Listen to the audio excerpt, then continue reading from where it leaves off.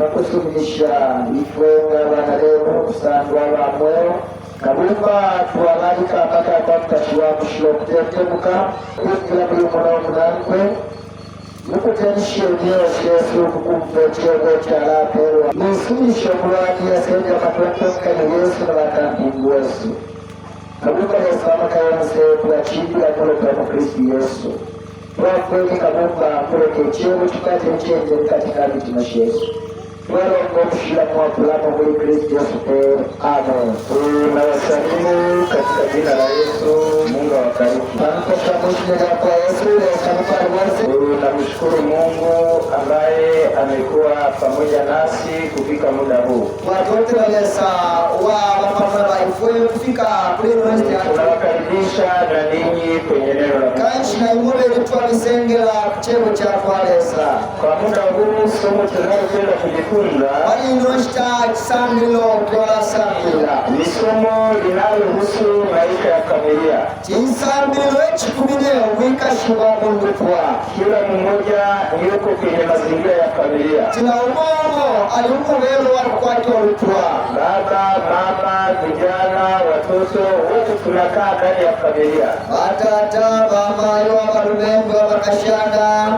N'abana bose twingana mu ndutwa tunaenda kujifunza neno linalosema kandi twalasamile tila doktila. Unahitaji familia yako iwe na sura gani? Ushe ulefayo lupwa lobe lukwate chipasho cha msango shani. Unahitaji familia yako iwe na sura gani? Ulefayo lupwa lobe lubede chipasho cha msango shani. Angawe chaka cha msango shani. Tunaposoma ndani ya Biblia ili tuwelenga umaleko tunasikuta familia zikiwa kwenye sura mbalimbali tofauti. Unasanga mwendu kuaisha kwa tefi pashefi ya ndukwesha kusana. Ukiangalia familia ya Nuhu gawaresho ulikuwa wako anoa wakati wa gharika maisha ya jeshi ilikuwa ni familia iliyobarikiwa. Wali lupuwa wako etio kuparwa baba kumutenda Mungu tatoa temwalesa mama kumutenda mayo watemwalesa vijana wa Nuhu kumutenda Mungu wananoa walumengo watemwalesa wakamana wao wakiwa wanakutenda abapongoshi wako wanoa watemwalesa. Ilikuwa ni familia iliyobarikiwa. Wali lupuwa wajulwa parwa. Ukiangalia familia ya Ibrahimu waolesho lupuwa wako Abraham ilikuwa ni familia inayopeana ushauri. Wali lupuwa walepandisha nyamano. Ukiangalia majaribu aliyoyapitia waolesho wesho wapitile lupuwa wako Abraham. Sara analiza miaka 90 mwanamke. Sara huko kwa miaka 90 mwanamke akamaliza miaka 90 hajazaa mtoto. Bwana akashuka kwa miaka 90 kwa buloku fyano mwana. Mume hajamtukana huko buloku ndio kutukapo kashi. Mume hajamtishia kwa mke mwingine. Ndio kwa buloku tinyo mkashuka tena kule kanje upaudi. Mume hajaenda kwenye uzuri kutafuta watoto nje. Ndio kwa buloku mapasha pia tomchenda kwa ya wana babipanze. Hii ilikuwa ni familia inayoheshimiana. Nunwali lumporo apele ndio mchinshi. Lakini kuna familia zingine tunasoma ndani ya Biblia. Ndio kwa wandu indukuwa na shindisho tumelenga mfingo. Ukiangalia familia ya Loti, waolesho ukolo wako wa Loti aliyekuwa mcha Mungu mwanaume wale jina la Samuel. Lakini mwanamke akiwa na dharau ndio mwanakashari muzeishi. Mwanamke akiwa ni mtu anayependa mambo ya dunia mwanakashari mtu atemwafia kuchalo. Mwanamke akiwa ni mtu asiyependa mambo ya Mungu mwanakashari kwetu mbele wakana atemwa mulimo wakwale. Hata Mungu kumkaripia akawa nguzo ya chumvi. Fikale saka lipila mkalo cha sanuke cha ingwe cha mjeri. Hiyo nayo ilikuwa na familia iliyo na matatizo. Ulolupo na lolwali lupo kwetu wafia. Kwa sababu mume alikuwa mcha Mungu. Wakula ndio mume aletina lesa. Lakini mke asiye mcha Mungu ndio mkashuti kushitina lesa. Ukiangalia familia ya Nabali na Abigail. Kwa mwanulupo wako na Nabali na Abigail.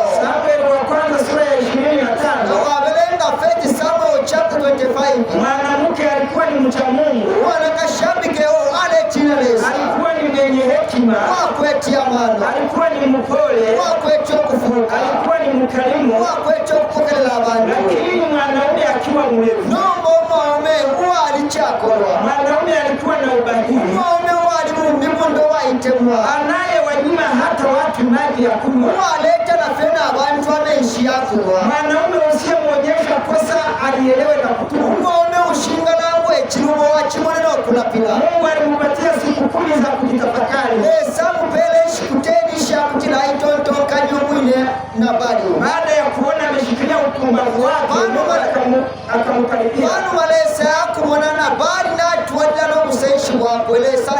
Hii nayo ilikuwa ni familia yenye shida. Familia nyingine tunayoweza kusoma ndani ya Biblia ni familia ya Samuel muungwana,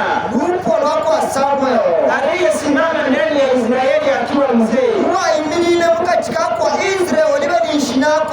Akawaambia, ni nani niliyemdhulumu?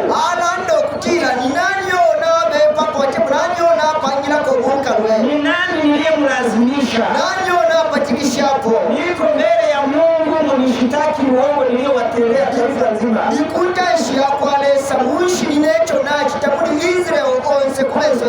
Israeli kwa sauti moja wakasema, hukutudhulumu mali zetu, hukututendea mabaya, hukutulazimisha, lakini watoto wako hawana tabia kama ya kwako. Wazazi walikuwa na tabia nzuri, lakini watoto wakiwa wameshindikana. Ukiangalia familia ya Eli, alikuwa anawadekeza watoto mpaka wanafanya uzinzi, anaona, lakini kuchukua maamuzi anashindwa, mpaka Mungu akaikaribia Israeli, mpaka hawa vijana wakazini hekaluni, matokeo yake sanduku ya Bwana ikaenda kwa Wafilisti. Swali kwako, unahitaji familia yako iwe na picha gani? Unahitaji familia yako iwe na sura gani? Ni swali la kujiuliza wewe. Na wewe baba na mama, unaweza kutengeneza mazingira ya familia mnayohitaji.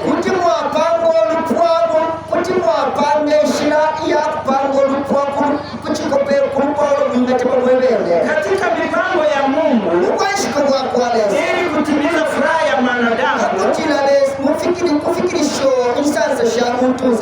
Mungu alikusudia kuweka familia.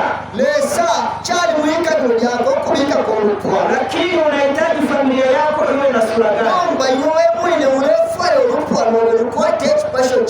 Unahitaji iwe kama ya Mungu ambao unampenda Mungu wote. Baba umpende Mungu, mama umpende Mungu, watoto mumpende Mungu, vijana mumpende Mungu, ili familia zetu ziweze kunusurika na hatari. Je, unahitaji kuwa na familia ya Ibrahimu? Familia wanaoshauriana, wanaovumiliana katika majaribu, wanaokaa ili wajue namna ya kutatua tatizo lao.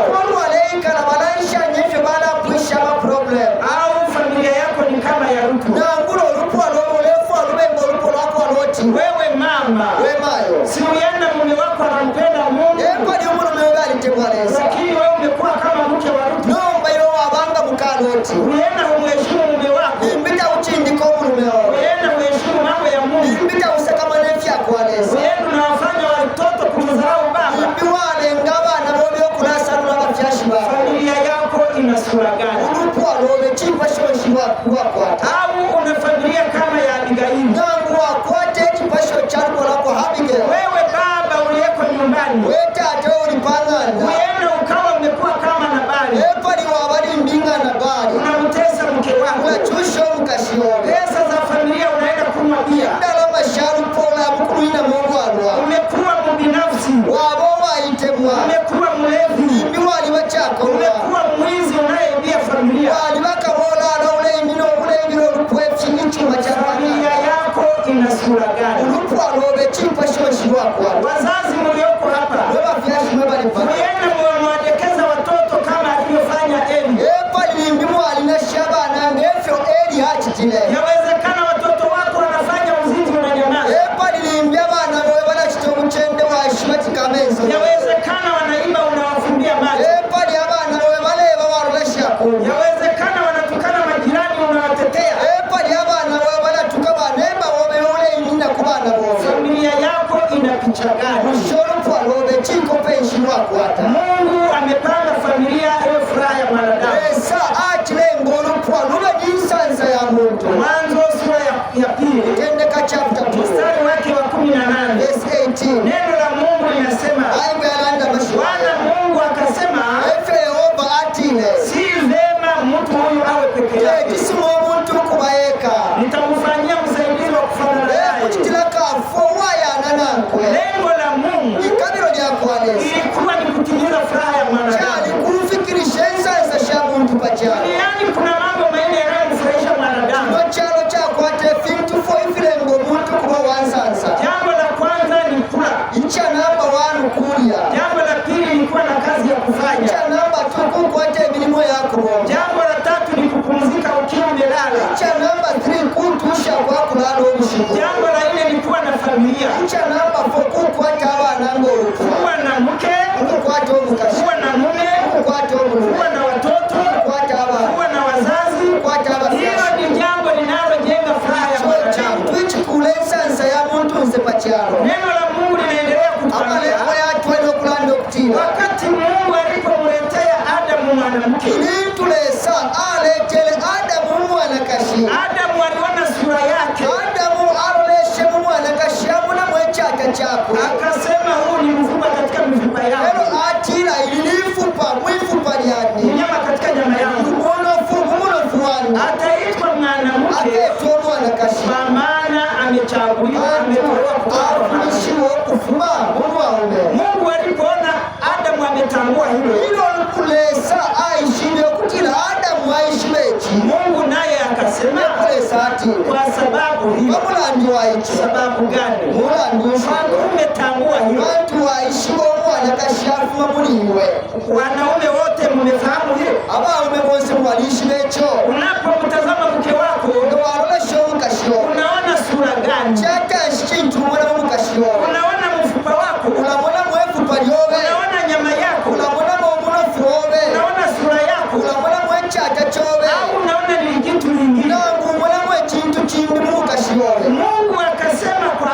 Adamu, lesa atile kuli Adamu kwa sababu hiyo, bamulandu kwa waikyo kuwa umetambua abo waishi ni befyo mfupa katika mifupa yako, ifupa lyamu ifupa ni lyobe nyama katika nyama yako. munofu obu munofu obe Mwanaume wemwawe ataacha baba yake na mama yake, akashawishi nanina aambatane na mke wake. nokulambatira kumukashiwa Ni yule aliyetambua. wakulitefyo nyuyo waishiwa Mungu alipanga familia iwe furaha ya mwanadamu. lesa atitile olupo okubanga ensansa sha muntu pakyalo Ndani ya kitabu cha Mwanzo sura yake ya 24, kunakutendeka chapter 24 Isaac mtoto wa Ibrahimu Isaac mwana Abraham alikuwa na huzuni ya kuwa yatima, akweta obulando obwakuba mwana wanshiwa akiwa amefiwa na mama yake. nintonyina kwa Isaac yafwile Hakuwa na ndugu wa kiume au wa kike, takwete munyina omwana kashi ateba munyina omwawe na baba yake alikuwa ni mzee anaelekea na yeye na kufa. wishi ali mukote mupepi n'okufwa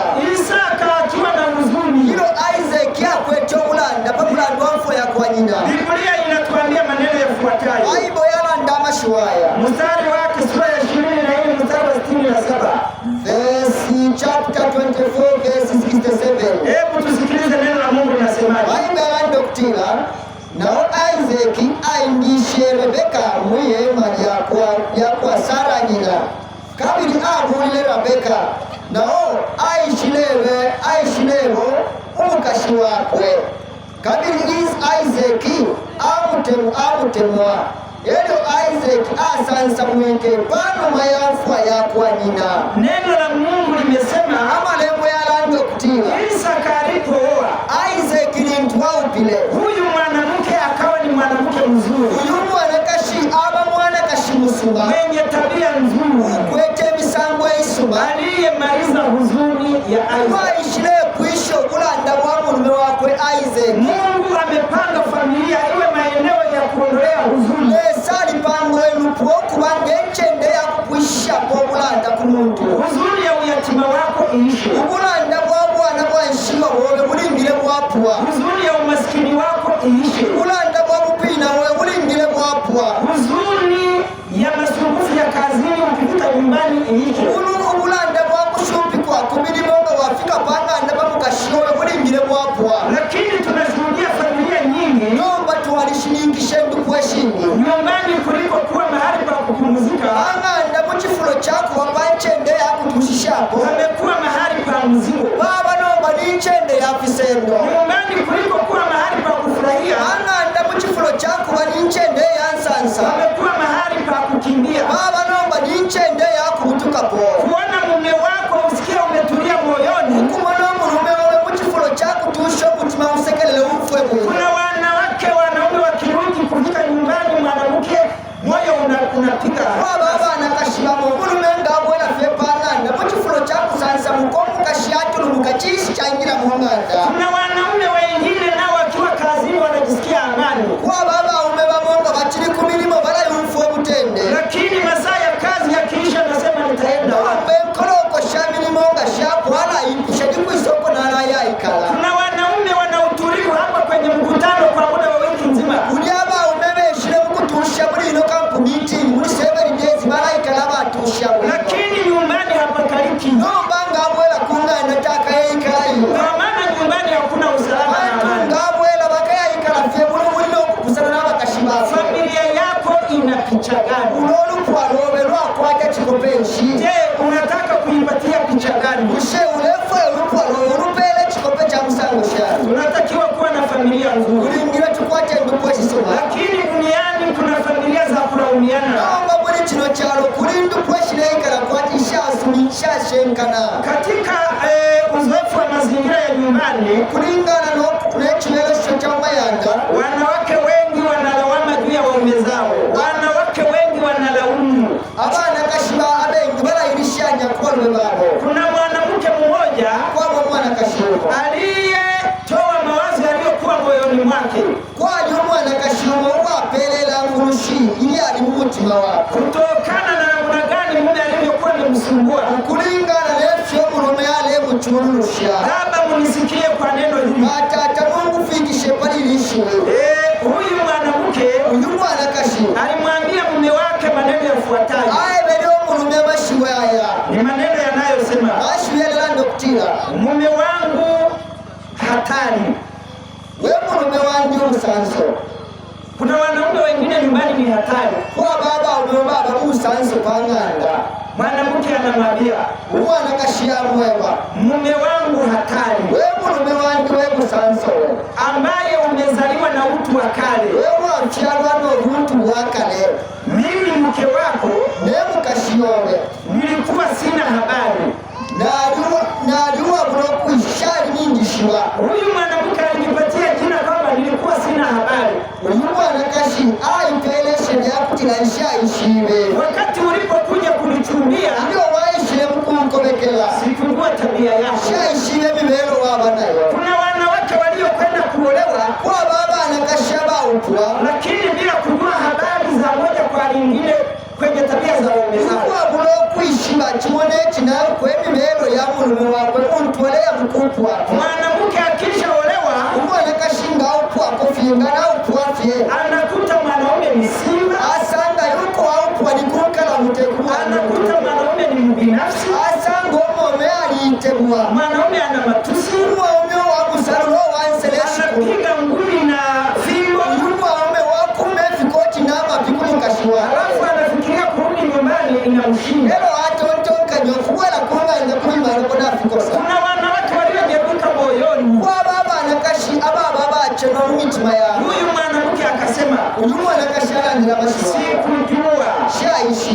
sikujua shaishire mume wangu, mume wangu. ninasema maneno haya nikiwa na huzuni nalanda amashwiro ndiwa kulanda mumutima wangu kwa sababu ya upendo ninaokupenda. ndi wakutemoko nakutemwa. Kuna wanawake wanaopenda waume zao nakashabatemwa balume babo, lakini wamekosa upendo kutoka kwa waume zao. bali mulisho kutemwa pamulandufye n'abalume babo. Familia yako unahitaji iwe na sura gani? ulupwalobe ulelufwalu kwate ekikope kya musango kyani. Nimekuandikia kutokana na upendo ninaokupenda, nakulembelevi kulingana n'okutemwako nakutemwa. ninakutakia usiishie kwenye njia ya hatari kama uyomo. yefwaya wika pwile fye mushira ya musanso ngeyo wabamo. Mume wangu, leo mimi ni mgonjwa, ilelo ilenindwa wala sina matumaini ya kupona, shikwetele sibilo lyakupola, kwa maana maisha yangu yanaelekea kufa. uwumi wangi uleya mupepino wakufwa, Kwa maana hakuna anayepona akiwa na mchawi anayeongeza sumu. bantu takuwa bomupola libenisha linomuloshule lunda mupoizoni. Labda kama Mungu akileta hali njema kutoka kwako. imbile sangaletelefye mubelo usima kuliwe. Mume wangu, wemulume wa hasira zako, inchiki wako ata, ukali wako, ubukali wako ata, ugomvi wako, lubuli wako ata, chuki yako, upato wako ata, ndivyo vinavyoenda kuniua. efyala nchipa ya nangulanda. Kuna wanawake wanaokwenda kufa na huzuni. waba abana kashi abali mupepino okufa bamulandi wabulanda mumutima yawe. Kuna wanawake wanaougua presha. waba abana kashi balwala ba BP. Kuna wanawake wanaougua kisukari. baba abana kashi balwala ba shuka. Kuna wanawake wanaougua ini. baba abana kashi balweli amabu. Kuna wanawake wasioenda henzini baba abana kashi balekana okusamba okuya kumpepo, kwa sababu ya huzuni wanayoletewa na waume zao. bamulandu n'obulanda oba waletwa ku balume babo mukatika amayanda yaabo. Huyu mama akasema, ulumayo atire mume wangu, we mulume wange, moyo wangu umutima wange umeumia kwa mambo yafuatayo. akalipwa mu vintu evi. Nilikuja kwako naliisa kuliwe, nikiacha kwetu naliisa kuliwe libelishinalisha kumyesu, ambapo nilikuwa nakula, uko nalelya kumyesu, nilikuwa napata mavazi, uko nalekwate fyakufwala kumwesu. nilikuja ili tujenge, naliisa pakutila tukule, ili tushirikiane kujenga pakutila familia. twampane obukula olupwa. Nilikuja ili niwe msaidizi wako, naliisa okubakafwaobe, nilikusaidia ninavyoweza, nalikwafwa okulinganapo lingakwanisha, lakini umekuwa laana kwangu. nomba wabalitipu kuli ine Ulifanya tofauti na kile nilichotaka kufanya. watitefya kusanako nefyo nalefwa yatulekita Matusi ndiyo yaliyokuwa salamu kwangu. inseleshobe eshali emute kuli ine Badala ya kuniambia, muchifulo chakunjeba, badala ya kunipumzisha, chifulo chakundenga ine mbyo watusha, umenitawala kwa udikteta. amba wante wansungile mumaka, Badala ya kunipenda, muchifulo chakuntemwa umeamua kuniumiza tu. watemwapo okwikala fye wankalifya lyonse, Umenikomoa, wampesha pia umenipiga, kabili ulenguma lyonse, umenichosha. wantendusha nanaka. Mume wangu, we mulume wange, umekuwa mtu wa kunificha mali, waba uli muntu wakumfisa ekyuma, umeleta hasara nyumbani waleta obusanso mung'anda, badala ya kuendeleza familia, muchifulo kyakutwala obyanjansi walukwa, badala ya kuniletea heshima mbele ya wengine, chifulo kyakuleta omukinshinki mbyo wakindama kuli bantu, umekuwa mtu wa kuniaibisha. aba wampanga okuba wasebana kuli bambi. Hakuna wanaume walio na tabia hizi. takuli abaume mukatika esi bakwetayo emibero yakusebanya bakashikulu bako, Hakuna wanaume wanaowapiga wake zao. takuwa babalume muno baleuma bakashi babo, Hakuna wanaume wanaoiba mali ya familia. takuli abaume abebe evyuma vyapang'anda, Hakuna wanaume wanaoficha wake zao mali zao. bali abaume bafisa bakashi ekyuma kyapang'anda, Hakuna wanaume wanaowatukana wake zao. bali abalume abaume babatuka bakasha omayanda yabo, Hakuna wanaume wanaosema kwamba hivi na wewe ni mtu. tapa babaume balanda eshuri yake nobe musheuli mwanakashi.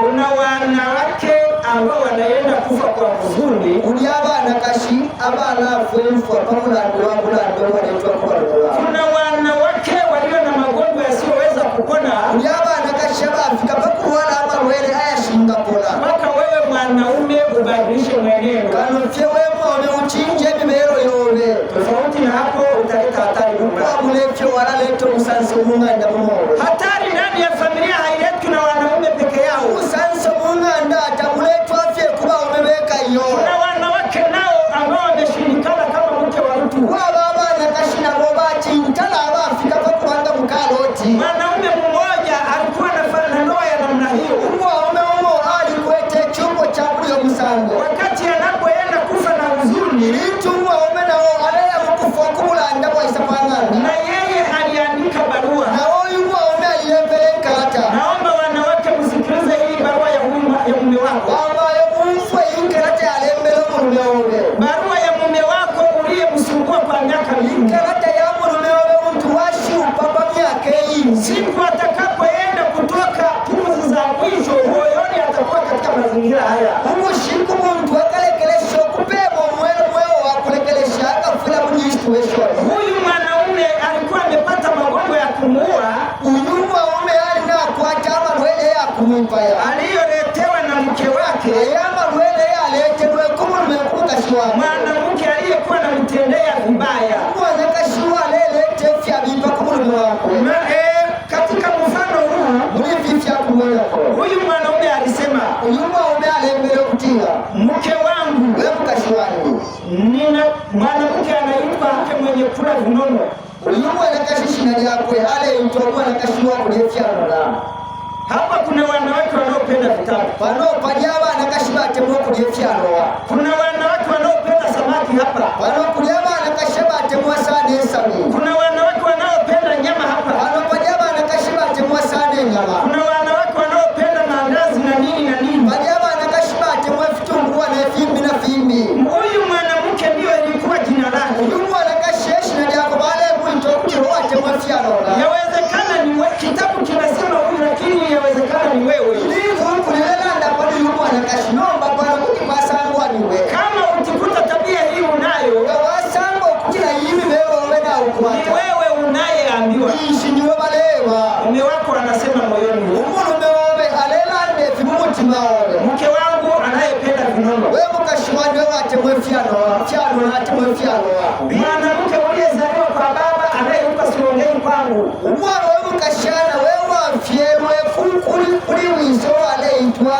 Sina neno kwangu. Shakwateshu kuline. Kuna wanaume wasio na neno nyumbani. Baba umebashakwata kweshi mpangana. Mwanamke ndiye amekuwa mtawala.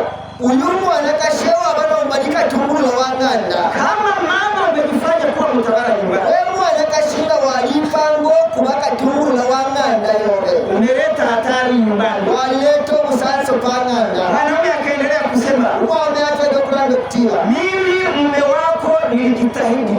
Inene mume wawe na limpeleshe sana kaka. Jina la huyu mwanaume ni nilijitahidi. Ishada huyu mwanaume na limpeleshe. Alijitahidi huyu mwanaume. Alimpeleshe huyu mwanaume na maka. Alifanya kazi asubuhi mpaka usiku. Abombelie milimo kwa mbonu chelo kanofyo mshiko. Alifanya iwezekanavyo, muda ukiomba nyama anajitahidi analeta. Ale bomba poenda kwa nishomu kashingano mbena mumunu na ipelesha mshtirena. Akitaka kiatu kirefu mume analeta. Umukashingano mbe umusapato lukali akapa kichitunta munu na yashtamu tuwalila. Akitaka vya kuweka kwenye masikio mume analeta. Kaya lomba ama elena ya kubika kumati munu na yashtamu pela. Akitaka kusuka nywele mume anatoa. Galanda galifiste ubana alukanga ni Braziliya niye abene munu na ya nenda ama amukela aluka. Hapa kuna wanaume wamekuwa watumwa. Mano panyama umeba samwike basha kubakashi.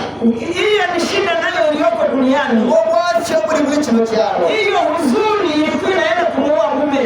Omulando mume alepita mwaile kumwipaya. Inawezekana mume wako na yeye leo amefika kwenye hatua ya kumaliza. Yaani tikomo mume wao nafika pale situation. Mwanaume akasema, Leo mume ati yana shule. mimi mume wako nimejitahidi. Leo mume wao naipelesha natia. Nimekuandikia nikitaka kukuachia neno ambalo litakuwa ni kumbukumbu katika maisha yako. Na kulembela ndefa ya kushileshwi ili kabachivu kishomwe kashiro. Kwa sababu ninakaribia kufa. Bantu na parami kufa.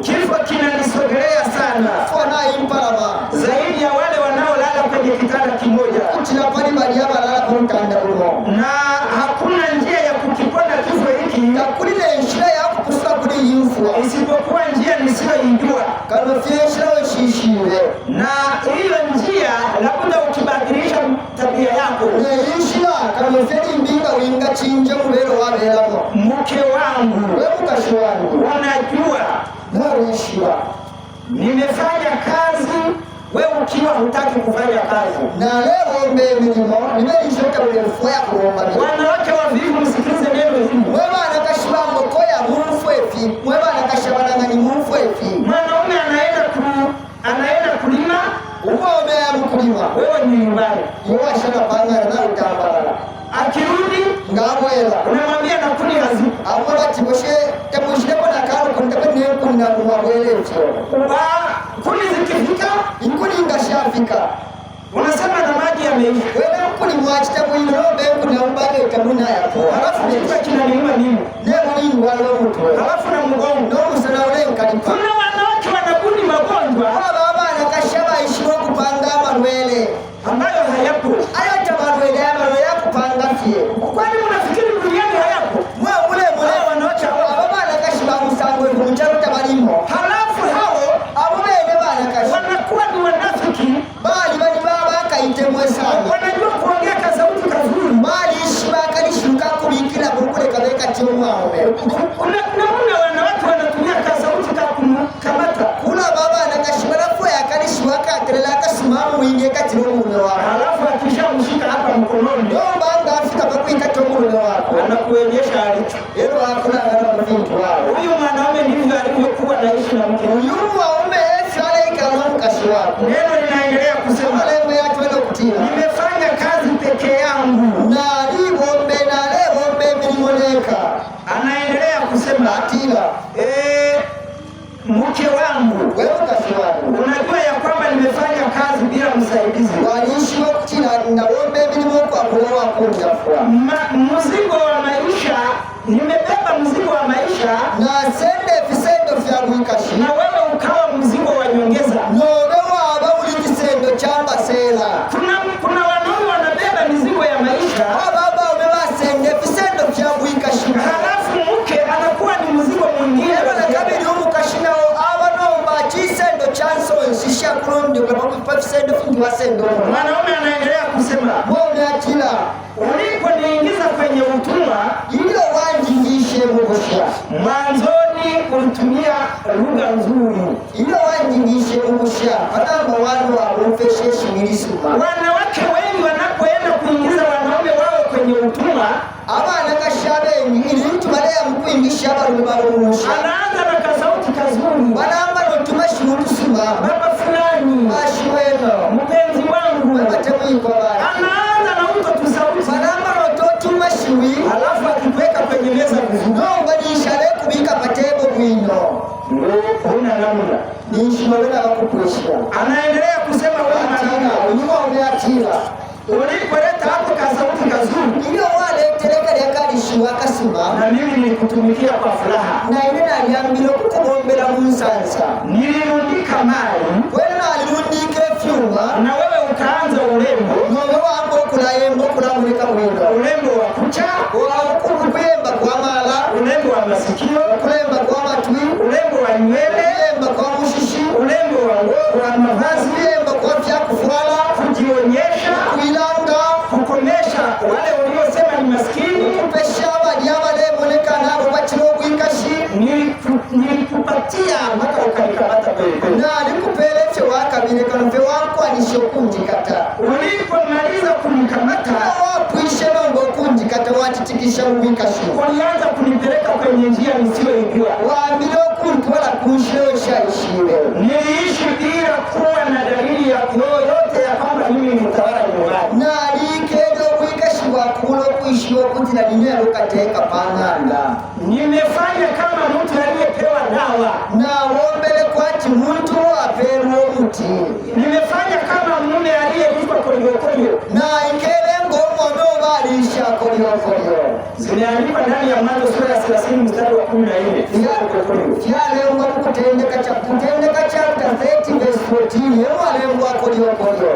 Mke wangu, we mukashi wangu, urafiki uliofanya na wanawake makahaba ichikusa muntu wapangile na bana kashiba nobyamba ule na wanawake wazembe na bana kashaba nangani hivyo vilivyozidi kuharibu akili. Efyatwalile kukona ula abano. Ulipofika mwishoni ulikuja kuweka hadharani ukaanza kunitawala kuvitema. Yafikire kumbela waishile vinga palwala ngo wambo kuna tungula mwakawe mwana kashi. Uliwafanya watoto wanidharau. Walengeli abana bandi bambo kunsalula. Leo nimekuwa kama mtu aliyejikwaa asiwe na kidonda. Leo na bambo mtu aipuinyo kwa kulechiroza. Kuna wakati unajikwaa halafu usiwe na kidonda. Kuna walimo kulenda mtu aipuinyo kwa kulechiroza. Kuna wanaume walio na mizigo nyumbani lakini hawana kuwakumilia. Nomba kwa baba umeba kwa tefisendo mama yanda nomba tabako watu wengali nako hiyo. Anaumizwa na mwanamke lakini hana mtu wa kumilia. Aisha alichushwa kumukashino batakuno kwenga twala hiyo kuilishanya takwete. Sina wa kulilia. Shakwato linga ilishanya. Mtu akiniangalia kwa nje, umuntu wandole shakunze. Anafikiri kwamba mimi ni binadamu. Hapo na kwati nyendi muntu. Lakini moyoni nimeisha. Nomba mumutima niishi na alipuwaka hata na serikali na mufye muteko mwine walio na matatizo kama ya kwangu hakuna serikali nayo wajali. Na mufye muteko mwine haba kwata mafya ngaine takuli nawe wasaka. Leo duniani kuna sheria ya haki ya wanawake. Ilero echana chikwata mafunde ya nsambusha bana. Lakini hakuna sheria ya haki ya wanaume. Nomba takuwa bechano chakwata ifunde ya nsambusha bana. Mwanaume wa namna hii hakuna hata serikali itakayomsaidia. Mwanaume watikisha kumukashina mukuteko takayeko hata kulensa mukumwewa chako ile mukashako tumusha tukutitefuta kwaba. Ulinichonganisha na ndugu zangu. Wanzongeleke nyene ngupwashana. Hapa ninaenda kufa bila kuwasaidia chochote. Hapana mbana afika mkufanisha alfu hapo kwa wani nangu chini. Kuna wanawake wanaochonganisha waume zao na ndugu zao. Baba anakashia kusanya hapa lumekuru kwa wao. Kama mama una tabia hiyo unamuumiza mume. Wema yomba walikuato yo mulelo unakalifyo mulumeobe. Mke wangu, we mukashwani, ulipoona nimezidiwa na magonjwa ituwa mwene na finilwa na malwele yanayotokana na huzuni ulioniletea, ayama lwele ya ishina mula anda muntu wanetela ine. Wewe ukiwa umejisikia umenenepa, Ibani ishio ule yunfo kuina na kumoneka mwino. Leo umeweka nadhani ya kwenda kwenye uzinzi. Lelo wabika puno ule mwamba na kushoncho. Ambacho ndicho kimeniletea huzuni zaidi. Icha netela sana ula ndogo wa kulisha. Nahitimisha maisha yangu kama mtu aliyo kwenye adhabu. Na kuisho wika shiwaningo mtu wa pingulwa. Ninaenda kufa nikiwa na huzuni na hofu. Na yamu kufuwa libe njua ula ndane sakamiko. Kwa sababu ya familia niliyoiacha duniani. Bana nduno lukwa wangulo na asha mchana. Haya ni mambo yanayofanyika ndani ya familia. Mfileti chikaruka chikani kwa Baba na mama, mama na bata. familia yako ina sura gani? Ulupwa wenu chipa shoshi wako hata. Kuna watoto wengine ambao nao wana tabia mbaya. Uliabana wabo abakwata na bende mibero ya bipa. Tabia waliorisishwa kwa wazazi wao. Mibero intubambula kwa fyashi wabo. Wazazi ambao hawakuwa na umakini kulea watoto vizuri. Aba fyashi aba shako seleko mano kukaisha bana bwino. Mtoto mmoja ndani ya kitabu hiki, Mwana umamulili ukubekete. wakati na yeye alipokuwa naelekea kufa, Ilitu na eno mwana ali mupepi no kufua. na yeye aliandika akiwalaumu wazazi. Nao ale mbele ilitu ale ilishanya kwa fyashi wako. Sina muda wa kusoma maneno haya yote. Shikweteshka ya kubelenga amashimiro. Aliwaandikia akisema, Abale mbele ala ndoktila. wazazi wangu, Wema fyashi wako.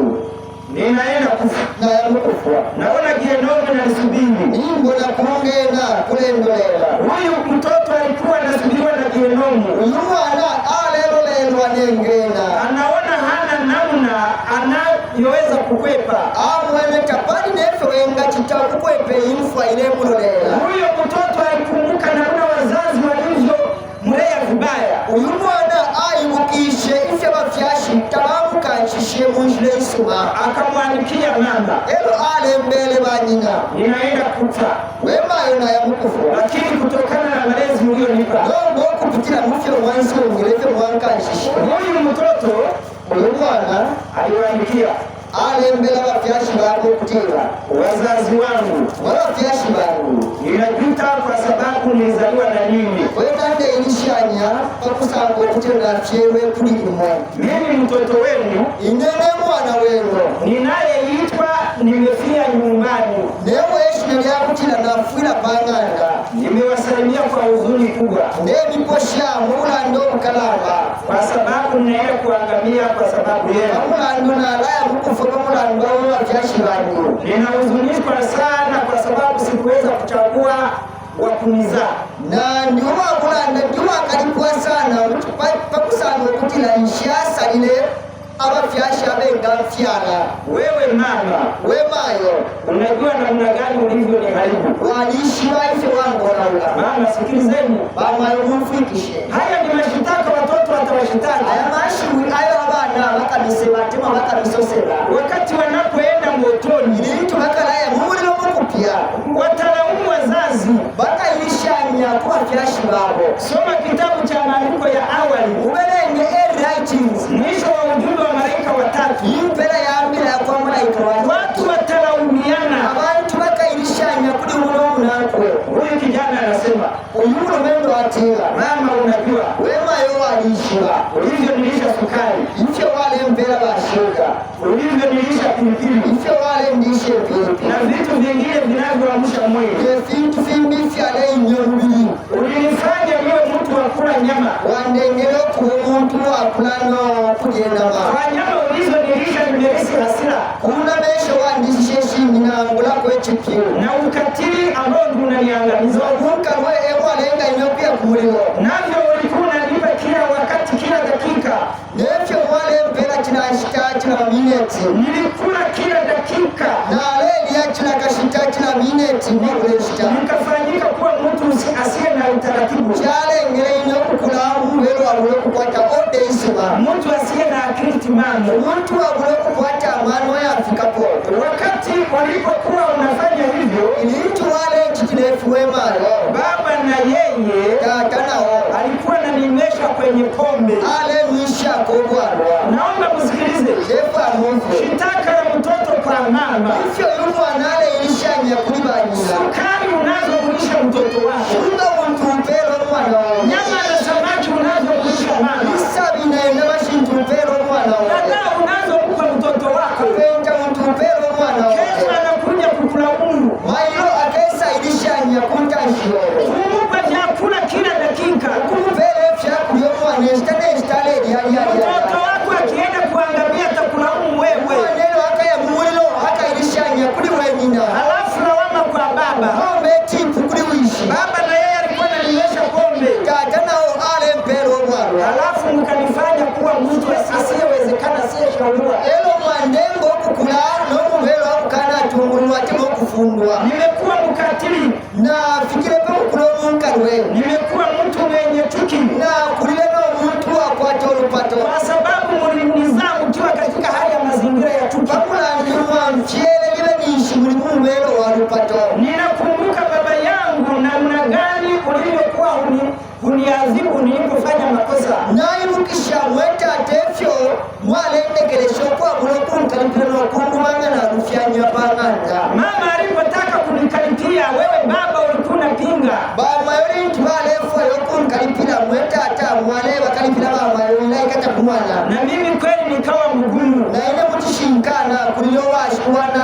kulilowawulaika mwiyoshi Baba ulinitetea kwa hali isiyo nzuri, batata mwale nsosela munshile ishiliteyo nilizurura naenda wikenda yake lelo temwale kalipira mkwenda ukakwandi nilipokuwa naharibu vitu vya watu, ilintu naleona ulefipe fyabene hamkunikosoa, kamwale ndungikanga bafyashi bandi na mimi nikawa mtu mkaidi. naine nakula n'obunkalwe fyofine Pia mliongea mbele yangu maongezi ya kuwasaidia na kuwateta wengine. kabiri mwalelaenda amashiwi naine nemwana ndeufu amashiwi yakwaba bambira temwaye akulanda pali bambirishi nemwana ndeufu Nimehitimisha safari yangu nikiwa adui wa Mungu. Na kwisho kulendo wandi niwe nishindi mulwani wako. Baba uliyenizaa, weta atale wa mfiana, ulinipa uhuru unaopita kiasi. Wambele omuntu ngobwa pula pa kipimo. Uliniruhusu kuangalia TV bila mipaka. Wansiminisho kutambe vya kutambo kwa mulapa kupelela. Mpaka ninaangalia watu walio uchi. Kaya navea. Lepa kuna tamba abantu bali uwamba weta atokwa kuloku mkalipila. Niliangalia wanaofanya uzinzi kwenye TV kusema chochote. Na tamba mafiumu ya uwamba tawalela ndapo weta ata. Nimefika katika hatari ya kuwa na marafiki wasichana. Na fikire pako kuwate fikusaba kashana. Bila utaratibu kwa mulenkonka. Hata leo dada yangu naye. Na lero inenga shiandi wine. Ambaye tunaenda kuangalia pamoja. Wala unaika nankwe. Na yeye alitembea na vijana mkiwa mnajua. Nao alenda na walumende mwa fyashi mwalishive. Mpaka akaharibu binti wake. Afrika aona ule kisungu chakwe. Kama na mimi nilivyo haribu mabinti wengine. Efyo na ine naona wila bakashana bambi. Na sisi tunaenda kuangalia wawili na dada yangu. Na yamuko na ika na yakumulelo na nkashiyande. Wazazi wangu. Weba fyashi bandi. Huyu binti, huyu dada yangu. Huyu nkashiyande. Nakumbuka wakati alipobeba mimba mkamsaidia kuitoa. Ndei ukishali ntwapu ile fuma jafwe nyoku ponye fuma. Mpaka akawa jasiri wa kutenda dhambi. Kano fya Afrika mukukosa mkuchitolu membu. Kuna wazazi mpaka wanaungana mkono na mabinti zao kutoa mimba. Kuli aba fyashi aba mbana au manaka pinomwa noku ponye fuma. Wazazi kuna matatizo. Aba fyashi na mkwato wafya. Mpaka unamsaidia binti kutoa mimba. Wafumwa na omeoku ponye fuma. Mpaka kijana wako amebebesha mimba lakini unamtetea. Kano fyomwa na ome apela na mafumono ule musosela. Kwani hakuna wazazi wanaowatetea? Kuli aba fyashi bale tusela bana mule musango. Hiyo hukumu mtoto ataigeuza dunia. Kupingushi hukumu kapili mukila pali wewe uishi na nina. Hebu niendelee kusoma. Mufwa ya mashiri. Wazazi wangu. Wewe fyashi bana. Mlinidekesha. Mwali nsungile Mungu nangani. Mkanizuia kufanya kazi. Mwata mwanka shishe mukuombe minimoka kule wako. Mkasema ya kwamba kazi ni huzuni wakati kazi ni mbaraka. Mwale mwana kwati mukuombe minimo hula ndani beli shuku kuombe minimo lyaba limpalo. Nimelala totolo usingizi wa kutosha. Na leo tulotu afikapo tulotu apwililika. Nilidanganya na nini mkajua mkaniacha. Na libepele ne mwamwai shiba mwandekelesha. Wakati mwingine mlikuwa mnanifundisha namna ya kudanganya. Kaista imo mwale nsambilisha nefyo ningabepa abantu. Ninakumbuka mama. Ndeyibukisha mwamayo. Siku mlionipa ushauri. Umushiku mwambandile kwa maro. Wa kumdanganya mwalimu. Aya kubepa teacher. Hakuna wazazi wanaowashauri watoto namna watakavyodanganya mwalimu. Takuwa benshitola bafyashi bapanda mano mwana ifya kuya bepa baticho ko baleya. Akina mama hamwashauri. Mama yota mupanda kwa bana benu amano fya kuya bepa baticha kusikulu. Wanawapangia. Banapanda mano abana nganacherwa. Mamupele ni mwachira mamulundira kuna amano fya kuya bepa. Unamfundisha mtoto kudanganya. Wasambilisha mwana okubepa. Huyu mtoto atakulaumu siku ya kuangamia. Uyu mwana ushiku wako naika mulilo akailishanya peshi na lodo. Wakati nilipoenda kuzurura ilitu na ile mkwenda ukachenda ukende uke. Mwalimu alipotaka kunikaripia ukanifundisha kumdanganya. Ndio ticha alefwa ya akalipile mwalimu sambilishe vya kulepa. Wazazi wangu. Wewe vyashi wangu. Ninakumbuka namna gani mlivyonisaidia kuficha vitu nilivyoiba. Wewe vyashi wangu na ibukisha ifyo mwanja fuile. Mlivyonisaidia kuficha vitu. Na ibukisha ifyo mwanga fuile kufisefi ndifyo na ibile. Kuna watoto wanaiba kwa baba anareba. Mama kwa kuogopa kwamba watampiga adhabu. Aba banyina intubaishi omwana nayi banombanga bafimona alapingulwa milando ku polisi kuyangwa fokufisa. Hao wazazi hamupo. Wala fyashi ba musango ifeta mulipo. Anaendelea kusema atwalile okulango kutira. Ninakumbuka namna mlivyonifundisha. Ndei ukishefe mwansangilisha. Namna nitakavyokana katika kesi. Ifyo ninga kano mlango. Wakati nilipokuwa nimepiga watoto wengine na nini mkiwa mnaona. Iwe niishi na leo mabana na leo maba nani nishimule mwana kumona. Kuna wakati mtoto wako anakuwa mkorofi. Kuna bali mabana benu bala abantu kulibanka wesa. Anawapiga watoto wengine na wajeruhi. Alo mabana nako nyoku wachenda. Unamsaidia kuficha dhambi hiyo. Wafo mwana kufiso mulipo, hiyo ni hatari. umusanso Wazazi wangu, wabafyashi bangu, ninakumbuka namna gani mlivyotuzuia kusogelea sehemu anapofundisha neno la Mungu. naibukisha ifyo mwatuchingiriro kupalamina panche ndapo balesangirishe cheo cha Pengine tungepapata mashauri ya kutusaidia. imbinde palisho koja kukwata ifyo pinga pandu abantu. Mlitutenga na watu wazuri, mwatupatwile ku bantu basima, mkisema ni wajinga. ilo mulekera tibali abawelewele. Unajua kuna wazazi walioko nje huko ambao hawako kanisani, namwishi wako abafyashi abali kunse bashamutongano, akisikia mtoto wake amekuja kuabudu hapa, ngaumfati umwana wakwe naisa muri kuno kulongana, anashika fimbo, kuya bulo gwembya, anampiga. kuya kapomwa na wishile mkumve chebo cha kwalesa. Huyu mtoto unampiga ameiba, uyo mwana walaya mukuma usheshile kukwimba, unampiga amefanya uzinzi. ushoyo wala umwana chitobu cheke, Mtoto aende kwenye neno la Mungu umzuie, umwana ye mukumve chebo cha kwalesa umwe mukanye, atarudisha hukumu juu yako. akamwesesha upingushi pale mufyashi wakwe. Ndugu zangu wapendwa, Baba mwina ni abatemwe, unahitaji familia yako iwe na kichagani. ulefayo lupwalo lukote chipasho cha musangosha. Hebu niingie kwenye upande mwingine, tuelekee kumaliza. Walaya kuni wali mumintu sondo elele tisambile Kuna wazazi wengine kwa abafyashi bangu ambao wamepata shukrani kwa watoto wao waliowalea vizuri. abakwata okutashate mwempano twafye ku bana b'abantu bakanshishibwino bakushebwino Nilipokuwa ninasoma kitabu hiki ibe balebelengeri nguko kinachozungumza uzoefu wa maisha, iliyalanda experience kubishiro bwa wikashiro kuna mtoto mmoja aliyewashukuru wazazi. kwabo mwanamo watotele abafyashi Alisema maneno yafuatayo: alandila amashiwaya wazazi ninaowapenda, abafyashi bona bana wewe natemwa ninyi ndiyo utajiri wangu, imwe bukankala bwangu ninyi ndiyo mbegu ya tunda, imwe olubuto lwafisabo ninyi ndiyo marafiki zangu, imwe bakibusa bandi ninyi ndiyo walezi wangu wazuri, imwe bakasunga bandi basoma ninyi ndiyo mulio na umuhimu kwangu. imwe kwababa mutishi kuli ine Mutaacha historia nzuri duniani. mukasha ili ashirisu mapachawo Ninawategea masikio wazazi wangu.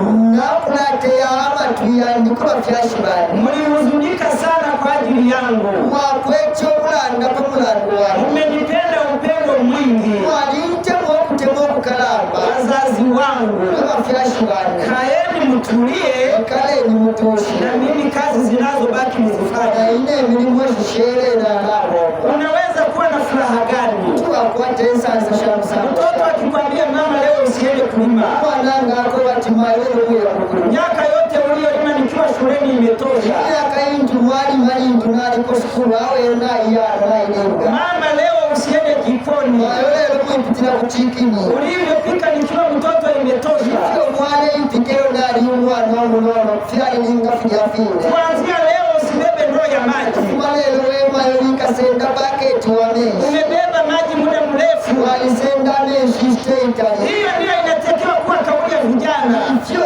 efilingilo kubalishwilya kufuma kumisepela lakini mabinti tulionao leo, nobaba kashana abo tukwetelera akikaa kwenye kiti, ngaikala pachikuna mguu akaweka juu ya mwenzake, auma nakona fokona nokulwa papika pakulu kwa munankwe alafu akawa anapiga tachi, kidole kinarusha. ero nomba wapulika atachi nchimkumwa chatolosha mapikichala yango paisa filimi Hakumbuki kwenda kumpumzisha mama kuleta maji. kemukishepu nokuya kukwafwa banyi nokutunta kwa menshi Kijana mpaka anataka mama mletee maji ya kuoga. umulumendo alefwa na banyina bamuntu balilya menshi yakusamba Hiyo ni akili gani? ayo mano ya musango Huyu shanya mtoto akasema, wazazi wangu, nomboyo mwana ati wafyashina kaeni mpumzike ikaleni mutushe na mimi niwapumzishe. naine emilengi okutusha Anaendelea kusema, alanda mashiwa hebu tuwapokee mizigo na mimi mpumue. na tumipokelekwe efisendo nemwe mutushe Ninyi ndiyo familia ninayoota, imwe endupolo ndota ndiyo moto wangu unaomaliza baridi. imwe muli mulilo wanje ukwishe mpepo Ninyi wazazi ndiyo mbaraka wangu. ebafyashi nimwe palo lyande Mumekuwa jua lililonizukia, abamulikasiba akansanikila mlinilaza sehemu nzuri yenye joto, wandalike panchende kabirila ninakumbuka akili yako baba, neibukisha mano yerumweta, ninakumbuka na upendo wako mama, naibukisha no kutemwa mwako atamayo, ninakumbuka umoja na uelewano wenu, nalishima buhumono kwa mpano kwa wapaka chikenu na bamayo, ambao umenifanya kuwa mtoto mtulivu. Wanengaino kukulomwa noa echefi, hiyo ndiyo chemchemi niliyochota. Tumfukuto na tapakuru wafyashi bani, wazazi wangu mlinipa adhabu, wafyashi bani mwalinkalipi, nilikataa adhabu zenu na kenyo kukalipila kwenu, na kuumizwa na kukalipia kwenu, no kukalipa kwenu, lakini hizo fimbo nyingi mlizonipiga befikoti fingifyo mwankapile, ndizo zilizonielekeza njia bila mimi kujua. Hivyo ndivyo vilivyonitoa kwenye njia ya kuzimu. Wazazi wangu hamkutoka kule, ninyi ndiyo shamba langu, ninyi ndiyo mto ninaokunywa. Nilikwambia mama, hebu usiniache. Unajua mtoto anapoenda njiani na mama, mtoto anasema mama usiniache, mama usiniache, si ndivyo mtoto anasema? Huyu mtoto anakumbuka, anasema mama, nilikwambia nikikusumbua usiniache. Muda umefika ili na mimi nisikuache mama. Mtoto ana hatua ndogo akiwa utotoni, anapotembea na mama anahitaji mama apunguze hatua waende pamoja.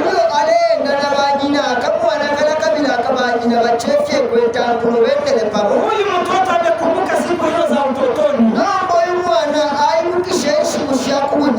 anaona mama na yeye nguvu zimemwishia, anajua na yeye zamu imefika ili ndiye amuhute mama yake.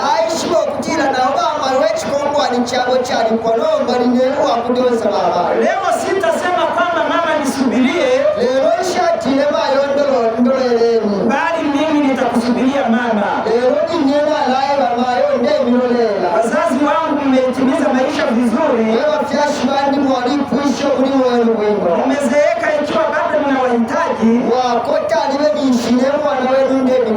hata mkifa mtakufa katika ujasiri wa dhambi. Hii imekuwa ni shukrani kwa watoto wanaojua wazazi waliolea vizuri.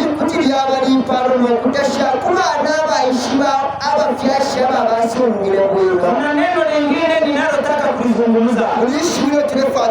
Kuna mwanamke aliyemshukuru mume wake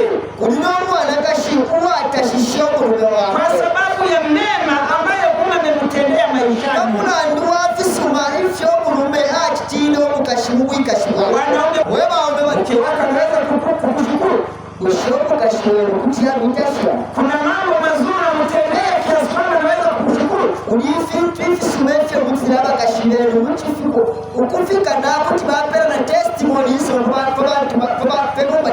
Huyu mwanamke anasema, mume wangu mpenda wote.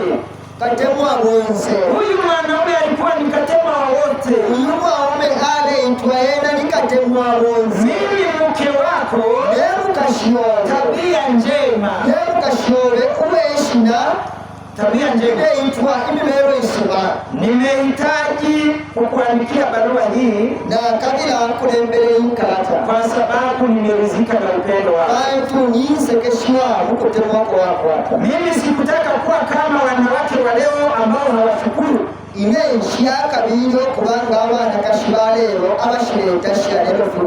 Timotheo wa pili sura ya 3 mstari wa 2.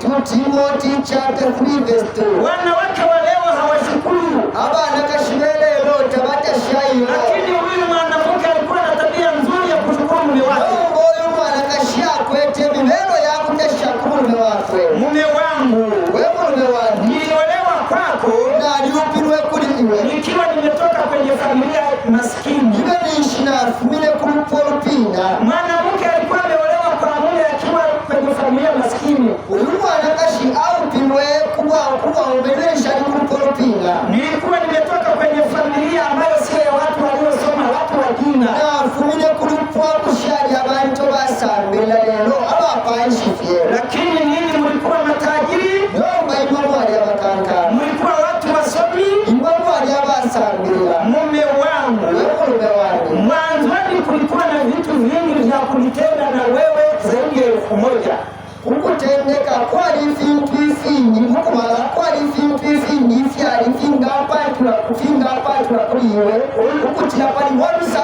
Wanawake wengi abana kasha wengi wao wakiwa ni maskini benanga bali bapinga anaolewa kwa mume tajiri. Lelo baupwafye kumwone mukankala Bega linaanza chipe ya chimo chala chepa chimbi chala kula barufya na position ya kuendelamo. Mara nyingi ndio hali ya wanawake. Mushiteshi njefya bana kashimbaba Akitoka kwenye umaskini ngafuma fye kupina kumyago ko balekala bapina halafu akafika kwenye mazingira ya juu. lelo baupilwa fye kubakankala Hata kumtawala mume sio ajabu.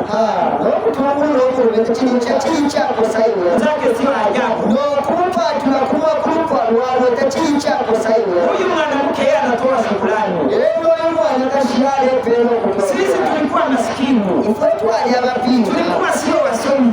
Twali abasambirira. Mume wangu, Wewe mume wangu. nilipofika kwako Ino nafikire kuliwe. ukunicheka, Tawansekele.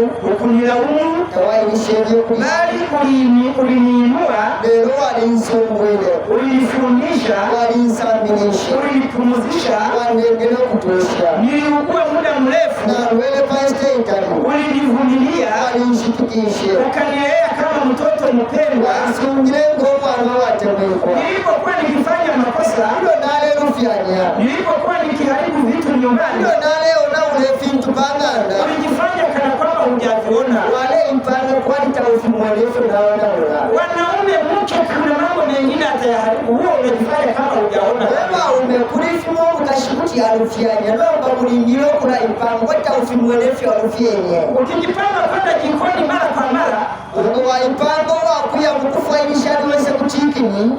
kuna wakati mara atakuangusha sahani anayoenda kuwekea chakula na kitendo. Kulilingo na wakote mubelo wakuya mukulebeta sana kwa impika abakashi. Ukasanga abakashi bawambishe uma kupungule chakofye kitenge chabo bakumula mumbale. Kuna wakati inafanyika Ifyo vile titika. huyu mwanaume alipoona makosa ya namna hiyo, Moyo mwaomelitwa mwene ififilo vya uyu mwana kashi. alikuwa anafunga macho kana kwamba hajaona. Aleshi matakota chimwene. Mwanamke ndivyo anashukuru kwa jambo la namna hiyo. Hapa efyo mwana kashi aleta shakufya musambwe. Nilipokuwa ninaharibu, Ilo naleo na ule fintu. ulikuwa kama hujaviona. Wale impanga kwata ufimwene fyongo na wili. Ninakushukuru mume wangu kwa hekima nzuri uliopewa na Mungu. Balicho ne kutotela pamano asima ayolesa akupela. Ulijua yeye aliyefanya makosa kwa ujinga Walishindwe kutiwa uyo wachitechinuwe kukana ishima. na yule aliyefanya makosa kwa sababu alizaliwa mazingira ya umaskini. Noyu uwachitechinuwe pamulandu afyenwe fye kumchende ya kupinda. Ulijua mtu anayefanya makosa kutokana na huzuni aliyonayo. Walishiwe muntu upange chinuwe kupitila mubulanda muntu wakwete mutima. Unajua akina baba, neno la Mungu linasema muishi na wake kwa akili. Namwishi babatata Bible yatira mweba uwe mwikale n'abana kashimu kumano.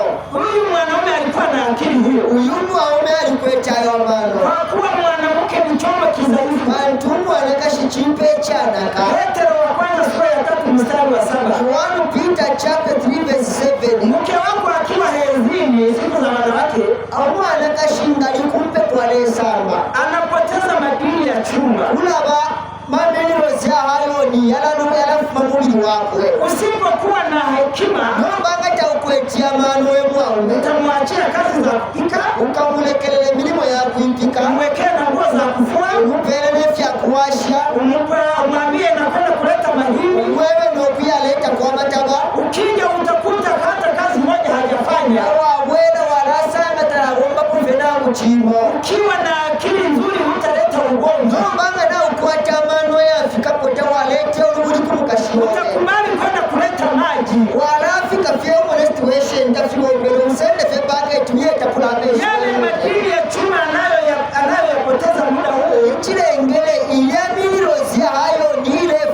kusta ya kusamba. Unaweza kukuta tabia yake imebadilika. Tuwasanga na mimero yako yachinja pali shweshiko. Pengine hataki kuongea. Limbika fueko feno kulande filifionse. Pengine amekuja uso. Limbi wanakusanga fena mfulwa. Pengine ni mvivu. Limbiala wafyo unemeni. Kuna dalili zinazopatikana kwa mtu wa namna hii. Kuna befi shiro efilanga kusta ya mama wefu pali yoshita. Huyu mwanaume alikuwa na akili. Mwanaume na alikuwetia mwana. Ya kujua ya kwamba huyu amekosea kutokana na hali ya mazingira. Ya kuishime chalenga rufia nyefi. Chalenga nicho chilifi nefi. Mume wangu. Wewe mume wangu. Usingekuwa na akili ya namna hiyo. Au kulo kukwata amano ya msangwe. Ningehangaika vya kutosha. Neno na lichula patalapa.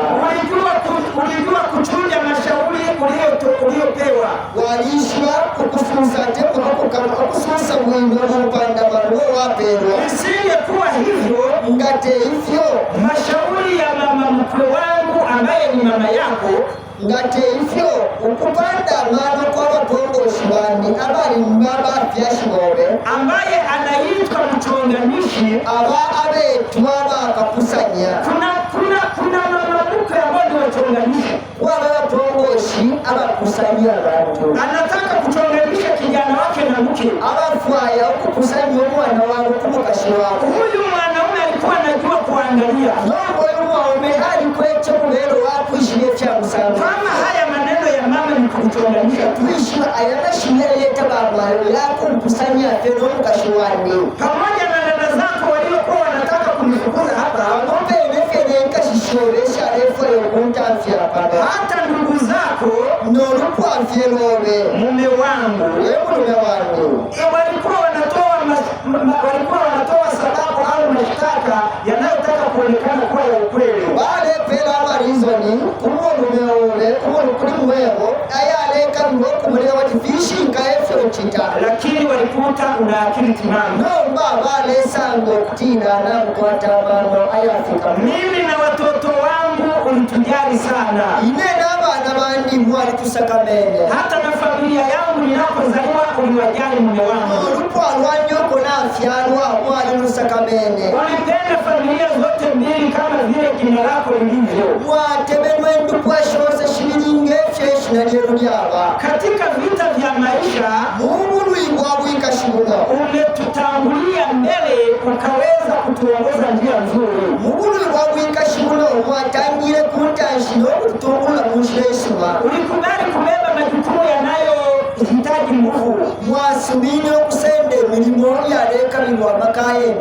Ulikubali kushinda njaa ili mimi na watoto tupate chakula. Mwasubini okushikirwa n'ensala kukuleka ine n'abaana tulye. Ulikubali kuumia baridi ili sisi tupate kupumzika. Mwasubini okupita mu mpepo kukuleka ifo tupate okwekalamu. Kilichonisaidia zaidi ya mengine chanjafuile sana okukira pali fyonse. Ni namna gani ulivyozoeza kuwapenda watu wa familia yako waliokuwa wananichukia mimi. Ninaona ulivyonifundisha kuwapenda wa familia yako. Hivyo mwansa milishe inyo kutemwali ndukwa shemu. Wakati wao walikuwa wananichukia wote. Ibe nishi ndukwa shemu shoze sharisha mpata. Ulinifundisha kuwatendea vizuri. Walisa milishe kutira walukwa wenu visuma. Kwa sababu kama ningekabiliana nao nisingeweza kukaa kwenye familia. Bantu ningapingana na wena na shaikele mwinu walukwa. Kwa hiyo mume wangu. Bali hivyo mume wangu. Pamoja na mema mengine yaliyo moyoni mwangu. Mbele visuma fingi vile mutima wangu. Nimeridhika na nisekeshiwa. Na nimekushukuru mume wangu. Kabili njuwa kutotela mume wangu. Wanaume wenzangu. Mwema umewa nani? Tuna matendo mazuri kwa wake zetu kiasi kwamba wanaweza kutoa shukrani. Mwema umewa nani? Kushetu alikwate milimo isimaku akashimesi mchifulo chako batikuti bae minimo kupera testimony. Katika uzoefu wa mwanaume huo Mwishilo kwa uiwaume walioandikwa hapa chini ukulembele pesa amba. Huyu mwanaume alijua kusoma mabango yanayoongoza familia. Uyu mwanaume alishivyo kubelenga ama posta ayatungule kufua. Kuna mabango yanayoongoza familia ili ifike salama. Waba ama posta ayatungule kufua kukuleka ulokuwa ufike umutendo kurule. Wanaume tunapaswa kujua kusoma mabango haya vizuri. Wema ume tulingiletu waishiwa kubelenga mwina maposta ya tumetukuleka tungule wewe. Tofauti na hapo sio nzuri. Kwa bulefyo indupwa shesi tukashitungula kunche ndoko shiteko. Neno linaendelea kusema Malengo ya tira. Alijua kupitisha gari la familia kwa kujali hayo mabango. Aishiwe ukwesha motoka yarukwarwa kwerukusakamana aya maposta yari. Aliyasomaje na kuipitishaje familia ndani yake? Aya belengesha ya maposta no kupisho rukwarwa kwe.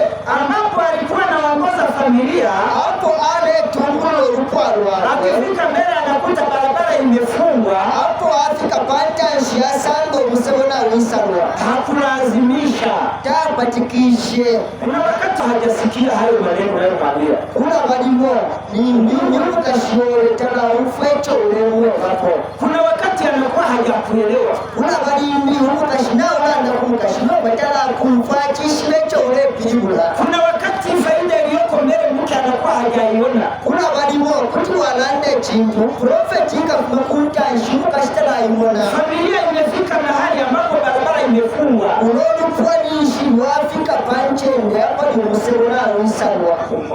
Mwewahi kufika sehemu barabara imefungwa? Mwalifikapo panchende mwema sango musebona wisarwa. Ukilazimisha kuendeleza gari. Na wamba tikishapo ni mlimu wote kwa wepu lapo bese rodi kutu wa kulati. Sasa kuna wanaume nomba kuwa wawa umema. Barabara imefungwa. Musebona wisarika. Wanataka kulazimisha. Bele wapo wamba tikishefe wapule. Huyu mwanaume alikuwa kusoma mabango. Nomba yunu waume alishirefi yako belenga posta ikuntuwalea kumusema. Na wewe baba na iwe wine weta huwa kusoma mabango ya kuongoza familia. Shibo kubelenga maposta haya kutungulila mwulukwa. Kuna sehemu utafika chapa kiseme imefungwa. Kuna beste kutuwasanga na pale mwati kuta kunduoji na isarika. Mke akwambie sijaelewa. Ukashuti yako batifi mwalanda kwene neshila fimufu. Akwambie sipendi. Kuti yaje batifishile fifuaya. Akwambie sitaki. Kuti yaje batifishile fikabila na bora. Akwambie hakuna. Kuti yaje batifishile fuayo kubapano. Akina baba kuna wakati mama anasema batata kuna wali mwama wana kana muri menshira barabara imefungwa. Ni nshinga mwafika kwa museweta kuyoko. Usipojua kusoma mabango, mbanga tata uishiwe fya kubelenga posta ya kutungula mwepalo. Utalazimisha gari iendelee. Yoba anapatikisha fye moto kaiye fyo fine. Na ukilazimisha iendelee utapata ajali. Nga wapatikisha upule ulea kwa to musanso kuntashi. Familia zetu zimepata ajali kwa sababu hatujui kusoma mabango. Indupwa Yesu shali kwa to musanso babula ndo tatwa ishimo kubelenga maposta. Huyu mwanaume alijua kusoma mabango ya kuongoza familia. Mwanaume alishivyo kubelenga maposta kutungula ulukwa lwa. Akikuta barabara imefungwa, asanga umusebona wisarwa. Alijilinda kulazimisha. Ale ibaka kukupatikisha. Mambo ya Walawi 19:13. Wina Levi 19:13. Usimlazimishe mwenzako. Wikapatikisho mnowe. Bali huyu mwanaume lelo uyu mwanaume alikuwa akiandaa barabara ale pekanyo musebo kwa kutumia maombi. Mukubomfia mapepo. Mume mwenzangu, we mwanaume murani. Mke akisema hapana, ukashinga alanda tiawe. Akisema sitaki, angalala tishile fuaya. Akisema sijakuelewa, akweba tishila ufua. Ukiona umemwambia kakasirika, na walanda ukashiafulwa. barabara imefungwa. Ishi bati ngota kuli museboko uleya. Ukilazimisha gari na wapatikisha motoka utapata ajali. Uleya muwila musanso. Bali andaga barabara. Nomba peka inyo musebo. Na njia ya kuiandaa ni maombi. Nshira ya kupeka inyo musebo uisenwe ambama pepo. Ingia chumbani umuombee mke wako. Ingia kulungu upepele kwa mukashio. Mungu, ninaona mke wangu amekuwa mgumu. Wewe sanamo no mukashimandi hapa tuwafika akosa. Msaidie aelewe. Mwafweni yeshi lecho ndepili mula. Kesho utakuta kile chapa kimetoka. Mwalasanga mailo filefi aisalenge na fisuwa. Ukute kumeandikwa endelea. Mwalasanga pachipampo na palengu wati continue. Mwanamke kwa jana ulikuwa umesemaje? Ero mailo yako yunga shikaro. Shima yunga malanda kushani atiru. Hebu nieleze tena nisikie vizuri. Festra ndeni ufikishiko mwalela ndapo mailo. Huyu mwanamke kwa anajua kuongoza familia kwenye mabaya. Mungu aume alishie vya kutumbulia kwa posta. Anapokuta barabara inatengenezwa, mtu asanga nongo msebona upangwa. Anavumilia, anashirikisha na kuendelea kufundisha. No kutwalilo kusamilisha. Huyu mwanaume pia, huyu mwanaume kabili akikuta sehemu ambapo kuna mawe, ngasanga panchele hapa ni amawe. Na wakati kuna barabara inayopita kwenye milima, kuna maishtaimo, kuna msebo pitile palupili. Halafu mawe yanaruka. Ero nomba mawe eko yale tolauka. Kuna wakati ndani ya familia hayo mawe yanakuja. Kuna walimo mkatika ndupwa mawe yalesa. Huyu mwanaume akiona mawe yanakuja, huyu mwanaume ngamona mawe yaesa. Alikuwa anaweka fence. Ale bike cha kuchinga ili mawe yasiingie barabarani. Kutinga mawe ngira msebo. Kuna takiwa kuwa unaweka ukuta. Ulingira bike chibumba. Wa kulinda matatizo ndani ya familia yako. Chibumbe cha kulinda mache ngira muruparo. Halafu hiyo sehemu anakimbia. Ero bali yabutuka. Usiwe unachelewa kwenye matatizo. Unachelewa hapa ni usanzo. Uwe unaharakisha. Ulingira kufianya. Akikuta mlima barabara ina milima, ngasanga usema ulimumbili na mabonde na flati, alikuwa barabara anaiweka vizuri. Ale biko usema wewe hii barabara isiharibu gari lake. Pakuti usema uliona ule moto kasende ambapo watoto wanavukia hapo abana wale ukila. Alikuwa ni mtu anayewaelekeza na kusubiria. Mtu ule watungula na kuwalea ambapo kunapita mifugo na wanyama. Hapa le tutefite kwa nyama. Alikuwa na akili akwetea mama na kuwa na umakini sana wa kuangalia huku na huku. Ndio kuwalo na consequence ambapo ni barabara zinakutana njia panda. Hapo sangwe misebo baba misebo shingi. Alikuwa anajilinda kujichanganya kwenye majukumu. Ale imbaka huku indufyanya mulimo. Asije akawa na ubinafsi. Pali abo aitemwa. Unayemkimbia mke wake anavyopika. Na wanaume walio na ubinafsi. Kwa baba umeba kwa tokuitemwa mpaka anamkimbia mke unga atakao kufika balapi mina naba kashibango unga bala impika leo. Wanaume wa namna hiyo umeba kusangu efyo yeko bali mpaka wengine wanapima na chakula kilichoiva. Bambi balapi manefya kulefya ipikwa male. Mgeni akija na mwambia tulia wewe. Umweni ngaise chalolele niko panono. Kuna wanaume wa namna hiyo. Kwa baba uliwa msangwe. Kingine walichokisema. Kimbicho wala ngapa. Sehemu iliyo na mteremko. Panche ngapa liyo mkonko. Na makona mabaya. Makona ya bita. Huyu baba alikuwa anatembea kidogo. Mtata alenda panono. Asiwe kama mtu mbaya. Ebango mtu alifa. Aliyekuwa anamshuku mke wake kwa dhambi za wazazi. Na sehemu barabara inafika kwenye mteremko. Kuna wenshito unafika hapa matero ati mkutente muka ambapo unatakiwa kupunguza spidi. Hapa ni mlio wa chefia spidi wala mcha kama. Alafu kuna kona mbaya. Unapanda kona ya ali. Hizo kona mbaya ni namna gani? Hii kona ya ali ni kona ya msangasha. Ni wakati mke wako ana makosa, ni mtu inshita ukashiwe na kwa teche. Usiwe unamwambia mabaya ya wazazi wake. Wilamwe refi bichi wa vyashi wako. Kuna wanaume wanaotukana wake zao kwa wazazi. Wa baba ume abatukaba kashibabo kuba vyashi babo. Wewe ni mkaidi kama mama yako. Iwe walibo wabo munkalwenga banako. Wewe ni mkahaba kama mama yako. Iwe wabe uliulenga banako. Hata hivyo wewe ulizaliwa mama yako amembebesha mimba hivi umezaliwa. Ndio vinyo bakutereka mchende banako. Kuna wanaume wasioogopa. Wa baba umebashafuata no kutina. Mpaka anamwambia mke maneno ya namna hiyo. Kufika pakwe ukashama shuni ya musangwe fyo. Huyu mwanamume aliyepata shukrani, huyu mwana kashua kwetu kutotela. Aliyeshukuru mume wake, atotele kumukashua. Alijua mume wake anaendesha gari la familia vizuri. Alishindio mume wake anaisha moto kayalipwa wake musebosuma. Tunahitaji kuwa na familia nzuri. Kabla tupate ukusuma. Zinazompenda Mungu. Ishate mwanesa. Ambapo mahusiano ya mume na mke ni mazuri. Hapo kwa mfano Mungu ndio mkashibosuma. Ambapo wako wanapendana. Hapa ni abate mwana. Mume na mke wanaoshauriana. Uko numero mukashaba lepanda na bana. Mke na mume wanaovumiliana. Uko numero mukashaba leshipikishana. Mume na mke wanaosemezana ukweli. Uko numero mukashaba lelande tishinga.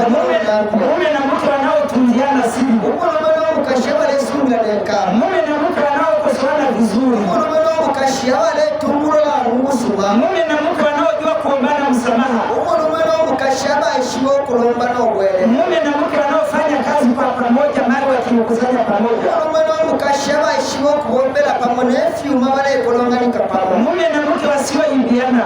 Uko numero mukashaba shimira efyuma. Mume na mke wanaojua kuombana msamaha. Uko numero mukashaba ishiwo kulombana ubwele. Mume na mke wanaowapa watoto malezi mazuri. Uko numero mukashaba ishiwo kukanisha abana mu mbero usuba. Mume na mke wanaompenda Mungu na kumheshimu. Uko numero mukashaba atemwale sana uchindi kanisa. Mungu atupatie familia hizo Esa tupele ulupwa katika jina la Yesu. Ushindi kwa Yesu.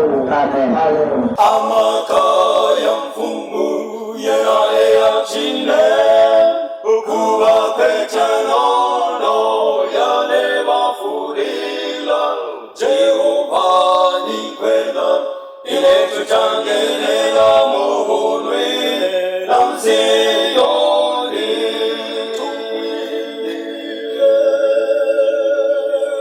Oh yeah, hallelujah otumwindile omga wa musha tumwindile